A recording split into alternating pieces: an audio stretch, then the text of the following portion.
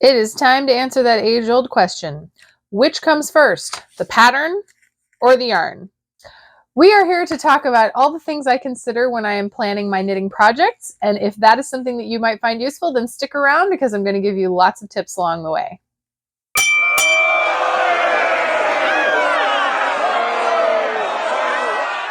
Hello! Welcome to Show and Tell Meg. I'm Megan, and I like to make things. And it's been a lot of knitting lately. I have just been really obsessed with knitting. I mean, I'm always obsessed with knitting, but it's been a little more ramped up lately just because of all the craziness that's been going on in my real life. Knitting is always there. And so it brings up a lot of interesting questions. One of the things that I hear people talk about a lot are the different ways that they plan projects. And hearing some things that people say makes me realize that maybe I do mine a little differently than they do. So I decided to make this video to explain what I do, how I make these decisions. Do I pick a pattern first? Do I pick my yarn first? I do both. And I'm going to explain how I decide which way I go. So I have pulled out a little stack of projects here of things that you might have seen on this channel. And I'm going to tell you whether that was yarn first or pattern first. But first, I think we need to establish, I have a very large yarn stash. I have been knitting for 12 years and I am kind of the bargain queen. And so when you tend to shop that way, you tend to accumulate lots of stuff. And I sort of treat my stash like a store. So I have kind of all types of yarn on hand for lots of different projects. And I realize that not everyone has that. However, this is also me giving you permission to have a stash, regardless of what other people think of the amount of stuff you have. That's going to be a video for a different day. But in the case of planning projects, that greatly affects how I go about planning my projects, whether I pick the pattern first or the yarn first. The easiest thing to plan for using your yarn first is if you like to make smaller accessory projects. We're talking shawls, socks, hats, sometimes gloves. If you like to work in fingering weight yarn, for example, like I do, you can buy one skein of fingering weight yarn that's designed to make a pair of socks. So usually it'll have about 400 or more yards to 100 grams. And you can use that yarn to make any of those projects. Most accessories, like the recent project that I made on my trip to Ohio, all of my pairs of socks that I have made, those are less than one skein.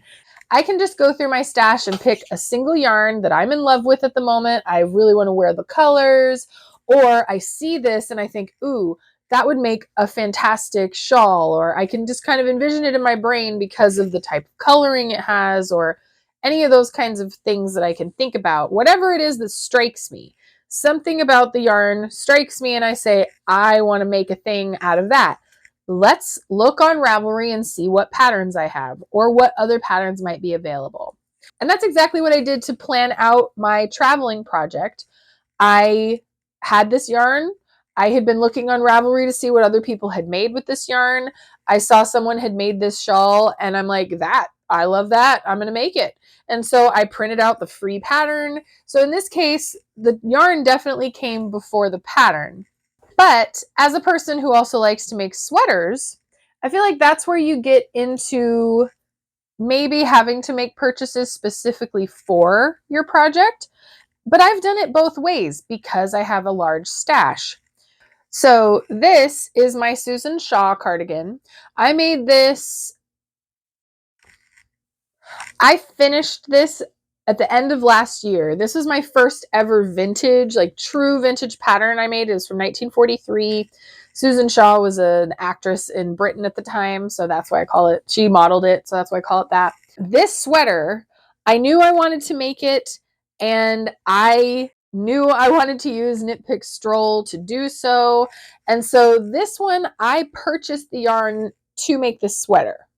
The struggle with this one was that because this is a vintage design and I was sizing it up, I didn't exactly know how many yards I was going to need. I didn't know how many skeins of yarn it would take in my size because it was considerably smaller the way the pattern was written. So I did end up having to order, I think, 2 extra skeins of this yarn to finish, but that was something to consider as well. I made sure to get a yarn that I knew that I could get more later. And that has worked out really well with sweater projects. So this one was definitely pattern first. I wanted to make this pattern. I knew this yarn would work. And then when this yarn went on sale, I bought enough to make this project. This sweater, which was my first ever YouTube video, is the Moan cardigan by Engineering Knits. And as soon as I saw her release this pattern, I knew I wanted to make it. And I was able to shop my stash for this because I know that I like to make sweaters. When I find a yarn that I know that I like that would be appropriate for a sweater and that it's a really good price, I will deliberately stash a sweater quantity of that yarn. This yarn was not purchased to make this sweater, but I had enough in my stash and it worked perfectly. So I was able to shop my stash. So this one technically was pattern first, but it was also kind of yarn first because I bought the yarn knowing I would make a sweater eventually. I just didn't know exactly which sweater I was going to make. So which would you call this? I'm honestly a little torn. I don't know. This is kind of both. So this sweater was knit in Knit Picks Upcycle Alpaca. It's an alpaca wool acrylic blend that they put on major sale last Black Friday. Like so inexpensive that I was able to buy multiple sweater quantities of this to have on hand. And that's another reason that I wanted to have this discussion now, because I pre-plan a lot of my projects. I may have the yarn, I may not have the yarn, but I know in my mind, if I want to make that pattern, I need to watch for when I can get this type of yarn. And so right now is the perfect time to start looking through your stash of patterns, seeing specific things that you know you want to make, and then making a mental note of that as you look at Black Friday sales. This is my Rose Street cardigan, which is a design by Sydney Craybaugh of Squid School of Vintage Knitting. And I love this sweater. I made this in Knit Picks Stroll because it's my favorite yarn. And again, when this went on sale, I knew I wanted to make this sweater. And so I bought enough that I could make this sweater out of it. So I had it in my mind that this was what I wanted to do. So this one was pattern first. And I did buy the yarn for it. But at the same time, I knew the yarn that I wanted to make it with, and I bought it accordingly. I still would count this as pattern first. This sweater is my Samar cardigan, and it's a short sleeve sweater simply because I had one skein of this yarn. I talked about this earlier in the summer. This was a skein of yarn that was given to me. It was a very fancy, expensive skein of yarn. This is Blue Heron Yarns Rayon Metallic, and I frankly didn't want to afford to purchase another skein of it. And it happened to have over 500 yards in this one skein. So I deliberately, knowing that I had a certain number of yards of this yarn, I hunted on Ravelry. I searched the pattern library on Ravelry, giving the quantity of yarn that I had in the size yarn that I had. This was about a DK weight. And I was able to find patterns that would accommodate the limited amount of yarn that I have. So I was able to make this sweater only out of one skein just because I know how to use Ravelry, which if you don't, I'm really contemplating making a video on how to use Ravelry fully to plan your projects. If that's something that you're interested in, please do comment below. I'm very torn because that's kind of a very involved video to make. And I feel like other people have talked about it. So if you want to know how to plan projects with Ravelry and you would like me to tell you, let me know. I would appreciate the feedback. So this one definitely was yarn first. I was making this specifically, like, look at that. Oh, it's so cool. It's metallic in there. It's so cool how it's this subtle sparkle. But I specifically wanted to use this yarn, and so the yarn definitely came first on this project.